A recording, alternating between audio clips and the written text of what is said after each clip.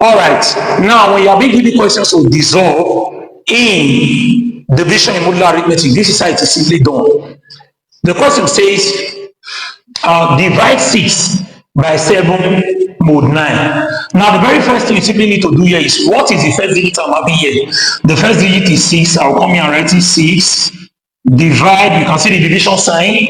Divide by, what is the next digit? 7. Divide by 7. Can you see the way it is clearly done? Now, the next thing you're simply going to do right here is, I'm going to introduce an equal to sign. You can see for yourself. Then you can introduce any variable of your choice.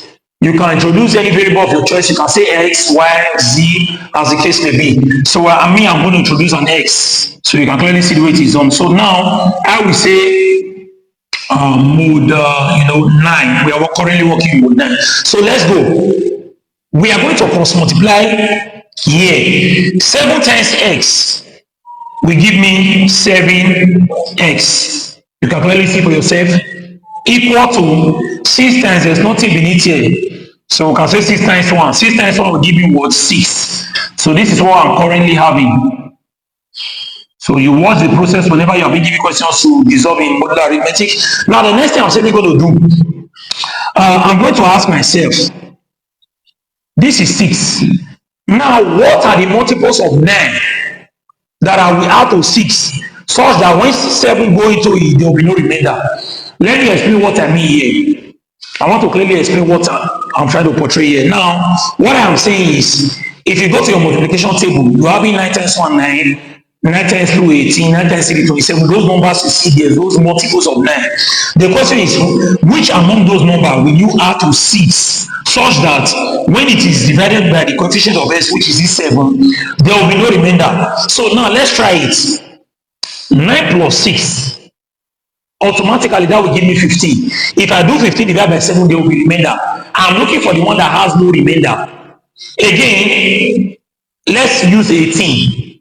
If I should do 18 plus 6, I'm going to have 24. And 24 divided by 7, I'm going to have a remainder. I'm looking for that number in the multiples of 9 that when added to this 9, it will give me no remainder. So we go again. Next, I'm going to try, let's say 27. If I add 27 to 6, automatically I'm going to have 33. If I divide 33 by 7, there will be remainder. So we cannot use 27. Again, let's use what about 36? If I should add 36 to this 6, it will give me 42. And if I should divide 42 by 7, I think I'm going to have a whole number without any remainder. So we are going to use 36 here. So here becomes 6 plus what? 36 mode 9. So you can clearly see how it is done. So you come down here and say 7x is equal to 6 plus 36 will give me 42. So here becomes 42 mode 9. I'm going to divide both sides. Divide both sides by the coefficient of x, which is 7. When you say coefficient of x, you are talking about the number in front of x here. So I'm going to divide both sides by the coefficient of x. You can see the way it is clearly done. And then my final answer becomes x is equal to, if 7 should go into 42, that will be 6. And this will become my final answer, 6 modulus 9. So you can clearly see the way it is done. Now this is the solution to question number 1. It is very easy. You can see the way the questions are being resolved. Now, like earlier said, I said, you are going to look for the multiples of 9. Your 9 times, those your 9 times 1, 9, 9 times 2, 18, 27, 36, and all that. You are going to look for that number, which when added to 6, if you should divide by this 7, there will be no remainder. You have a whole number as your answer. And that is what we clearly did here. So this is the solution to question number 1. Shortly, we'll quickly go to question number 2 next. Now, for question 2. For question 2, the question says, divide 10 by 3 mode 7. It is very simple. Now, this is what you're simply going to do right here.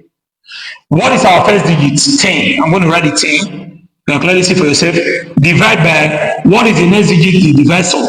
That's 3. At this stage, what you're simply going to do next, you introduce an equal to sign. Can you see for yourself? Then, you also introduce a variable. Any variable of your choice can be y, x and all that. So can clearly see it is on mode 7. So this is what we are currently having. Now the next thing we're simply going to do from this place is we are going to cross multiply. 3 times x automatically will be 3x. There's nothing beneath here, so I can say 10 times 1, which will automatically give me what? 10. Can you see the way it is clearly, done? Now, the next thing I'm simply going to do, we are going to go to the multiples of 7. What do I mean? Go to your multiplication table where you have 7 times 1, 7. 7 times 2, 14, 21, 28, as the case may be. Go and look for a number in that multiples of 7 that you will add to 10, such that when that number is being added to 10, the coefficient of x will divide it, and you are going to have a whole number without any remainder. I repeat, we are looking for that numbers in the multiples of 7 that we add to 10, such that when it is divided by 3, you are going to have a whole number without any remainder. So with that being said, let's try it. If I should do 7 plus 10, it will give me 17. Now 17 divided by 3, I think we are going to have a remainder, definitely. Now next, let's try 7 times 2, 14, okay? If I should add 14 to 10, we can clearly see that 3 can go into it, and we are going to have a whole number as our answer without any remainder. So what I need is 14. 14 will work it out. So let's come right here and say this is 10 plus 14.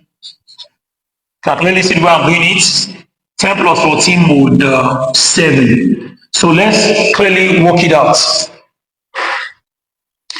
10 plus 14 is going to give me 24. So I'm currently having 24 mode what? 7. You can clearly see the way it is done. Now let's go. I'm going to divide both sides by the coefficient of x.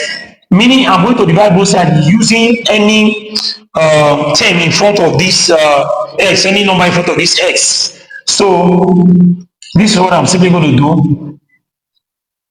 At the end of the day, my final answer is going to be x is equal to, if 3 should go into 24, here becomes 8 mode 7. Now this ought to be our final answer. We are supposed to stop here, but there's a problem. The problem is, remember that your answer must not be up to your base or bigger than your base. And whenever your answer is up to your base or bigger than your base, you simply have to start dividing it using your base. So let's go. If I should do 8 divided by 7, I'm going to have 1 remainder 1. That remainder is our answer. That remainder is what I'm looking for. So our final answer will be x is equal to, if 7 should go into 8, it will be 1 remainder what? 1. The remainder becomes my answer. So my final answer becomes 1 mode 7. And this becomes the solution to question number 2.